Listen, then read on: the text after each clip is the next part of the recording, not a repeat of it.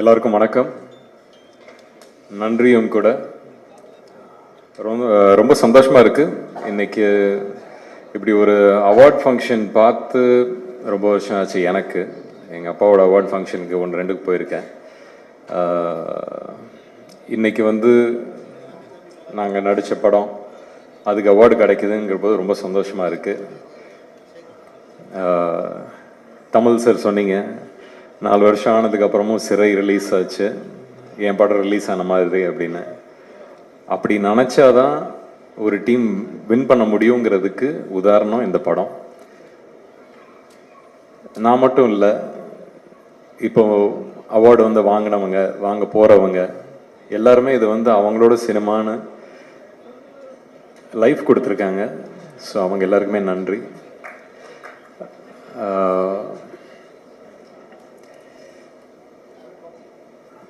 டானாக்காரனுக்கு award கிடச்சிச்சு ஸ்டேட்லேருந்து. அது எப்படி நடந்துச்சு என்னன்னு புரியல. ஏன்னா 25th December 2025 25வது படம் எப்படி சிறையாக அமைஞ்சிச்சோ, ஒரு ஒரு வெல்விஷர் ஃபோன் பண்ணி சொல்ல போது ஓ அப்படியா அப்படின்னு சொல்லி ஏற்றுக்கிட்டு வந்தது.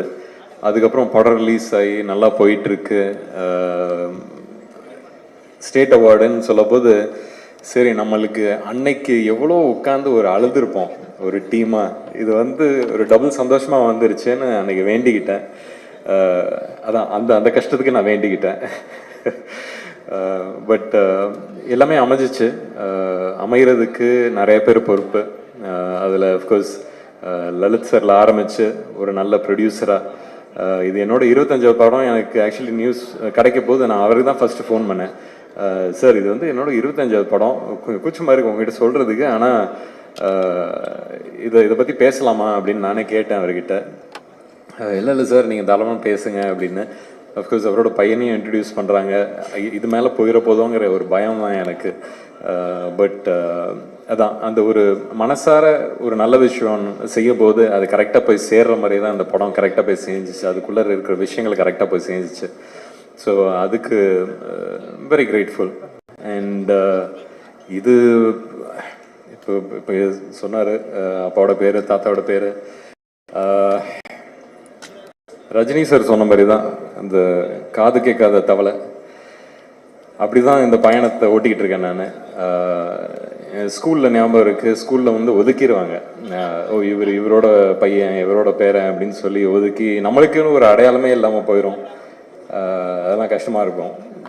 ஸோ அதனால் ஓடிடுவேன். ஏதாவது ஒரு பிளேக்கு கூப்பிட்டாங்கன்னா ஓடிடுவேன். ஏதாவது பாடுன்னு சொன்னால் ஓடிடுவேன். ஸோ இப்படியே நிறைய இடத்துல ஓடிக்கிட்டே இருந்தேன். அப்படி ஓடினது தான் காலேஜுக்கு அமெரிக்காவுக்கு ஓடினேன். அங்கே போய் என்னை கண்டுபிடிச்சேன். இது சுற்றி யாரும் அவர் அப்படின்னு சொல்கிறதுக்கு யாரும் இல்லை. கண்டுபிடிச்சி அந்த இடத்துல தான் ஒரு மன அழுத்தம் அப்படின்னு சொல்கிறதுன்னா அங்கே தான் வந்துச்சு.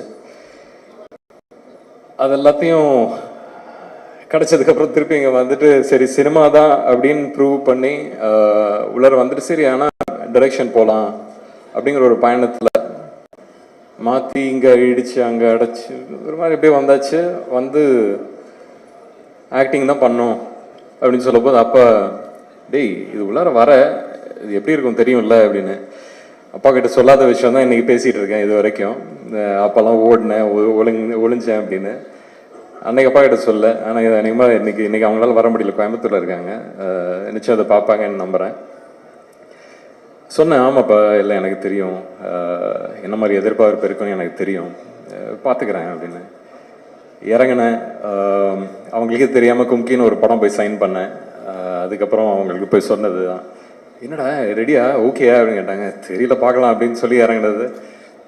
பட் கும்கியில் ஆரம்பித்து இன்னைக்கு சிறை வரைக்கும் வந்திருக்கேன். அந்த காது கேட்காத தவளையாட்டம் தான் இவ்வளோ தூரம் வந்திருக்கேன். திருப்பியும்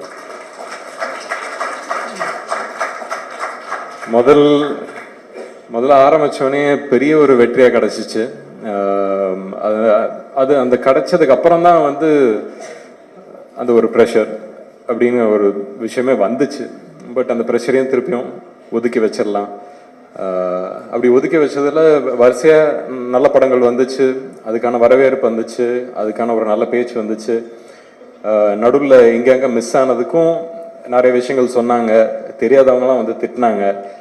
அப்போ வந்து சரி, நம்மளுக்கு தான் தெரியும் நம்ம என்ன பயணத்தில் இருக்கோம். இது உள்ளார சினிமாவை நீங்கள் அது மட்டும் தான் பார்க்குறீங்க. பர்சனலாக நான் எனக்கு நிறைய விஷயங்கள் போயிட்டு இருந்துச்சு. ஸோ அதனால் மேபி என்னோட நான் இப்போ திரும்பி பார்க்க போதெல்லாம் அப்பப்போ பார்ப்பேன். சரி, நிறைய விஷயங்கள் நம்ம லைஃப்பில் சில விஷயங்கள் மைண்டு அப்செட் பண்ணுச்சுன்னா அது வந்து ஏதோ ஒரு இடத்துல தெரியும்னு அது சினிமாவில் தான் எனக்கு தெரிஞ்சிருக்கு. அது வந்து நான் திருப்பியும் பிடிச்சி இழுத்து உட்கார வச்சு சரி இது என்ன பண்ணுறோம் கரெக்டாக பண்ணு அப்படின்னு சொல்லிட்டு என்ன திருப்பி தேத்திக்கிட்டு வர்றதுக்கே கொஞ்சம் டைம் ஆகிடுச்சு.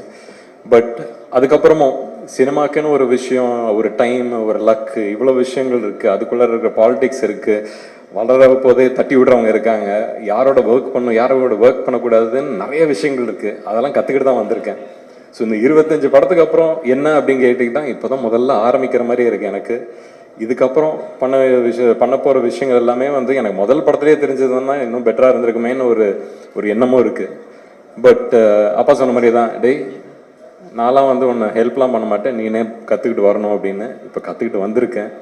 இதுக்கு மேலே என்ன நடக்குது எது நடக்குதுன்னு நம்ம பார்க்கணும். பட் அதுக்கான ஒரு தைரியம், அன்றைக்கி எப்படியும் ஒரு கும்கி யானையை பிடிச்சிக்கிட்டு வா அப்படின்னு போன மாதிரி அந்த மாதிரி தான் இன்றைக்கி இண்டஸ்ட்ரியும் பிடிச்சிட்டு போயிட்டுருக்கேன். ஸோ அப்படி இந்த பயணத்தில் மீட் பண்ண இந்த சிறை டீம், டானாக்காரன் தமிழ் சார் ரொம்ப கொடுத்து வச்சுருக்கேன். Lalit sir, thank you sir for taking a movie like this. Akshay சொன்ன மாதிரி தான் தமிழ், தெலுங்கு, மலையாளம் எல்லா இண்டஸ்ட்ரியிலேருந்தும் ஃபோன் பண்ணி இந்த படத்தை பற்றி பேசுகிறாங்க. இந்த படம் ஒரு விஷயம் பண்ணுது. ஒரு படம் என்ன பண்ணணுமோ, ஒரு கதை ஒருத்தர்கிட்ட அது போய் சேரப்போது அது என்ன பண்ணணுமோ அதை பண்ணுது. அதுதான் சிறை. அந்த இம்பேக்டுக்கு தான் நம்ம வந்து இந்த சினிமாங்கிறது அந்த ஆர்ட்டை பிடிச்சிக்கிட்டு எடுக்கிறோம். தமிழ் சார் சொன்னார், நிறைய ரைட்டர்ஸ் உள்ள இடம் இங்கே தமிழகத்தில் தான். நம்மளுக்கு தான் பூர்வீகமாக லாங்குவேஜே நம்மளோடது தான். அப்போ ரைட்டர்ஸும் இங்கே தானே இருப்பாங்க. அந்த ரைட்டர்ஸ்க்கு வந்து கரெக்டான ஒரு வாய்ப்பு கிடச்சிதுன்னா நல்ல கதைகள் எடுத்துகிட்டு வர முடியும். நம்மளோட இண்டஸ்ட்ரி பற்றியும் பெருமையாக பேசலாம், பெருமைப்படலாம். ஸோ அதெல்லாம் நடக்கும்னு நம்புகிறேன் in the future. And again, thanks to every single one of you. Akshay, முதல் படத்துலேயே வர ஒரு சக்ஸஸ்ங்கிறது வந்து எப்படி எடுத்துக்கணும்னா, இப்போ இவங்களுக்கெல்லாம் இப்போ பாகுபலி வந்துச்சு, இல்லை மகதீரா வந்துச்சுன்னு வச்சுங்களேன். உங்களுக்கு அந்த மாதிரி ஒரு பட்டம் ஏற்கனவே உனக்கு கையில் வச்சுருக்கீங்கன்னு வச்சுங்க. அடுத்தடுத்து வர்றது 4 படம் ஆகுதோ இல்லை அடுத்த படமே ஆகுதோ அப்படிலாம் நினைக்காதீங்க. அது வரும், நடக்கும். எனக்கு என்னோட ஜேர்னியை வச்சு தான் உங்களுக்கு சொல்கிறேன், my experience. So let's keep it positive. நிறைய நெகட்டிவ் நடக்குது. ஸோ பாசிட்டிவாகவே யோசிப்போம், பாசிட்டிவாகவே பண்ணுவோம். அண்ட் எனக்கு ஒரு சின்ன ஆசை, நம்மளோட டீம் மெம்பர்ஸ் இங்கே எல்லாருமே ஒரு 5 minutes ஆனாலும் நீங்கள் எல்லாம் கொஞ்சம் ஸ்டேஜில் வந்தீங்கன்னா ஒரு பெரிய ஃபோட்டோ எடுத்துக்கலாம்னு நம்புகிறேன். ஏன்னா நான் ஃபர்ஸ்ட் டே படம் ரிலீஸ் ஆகிற நாள் அன்னைக்கு ட்விட்டரில் போஸ்டரும் போட்டு அன்னைக்கு நம்ம ஃபங்க்ஷன் அன்னைக்கு இருந்த டீமோட ஃபோட்டோவை போட்டு இது எங்களோட டீம் கிட்டேருந்துன்னு சொல்லி சொன்னேன். இன்னைக்கு வெற்றி அடைஞ்சாச்சு.